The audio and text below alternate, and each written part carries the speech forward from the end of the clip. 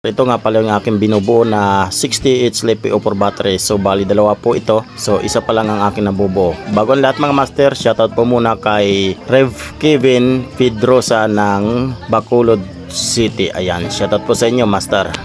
So bali dalawa nga pala itong mga master na aking binubuo na 60H LiPo4 battery 12 volts. Kung naalala nyo yung nauna kong video na nag manual top balance ako na 80 pieces.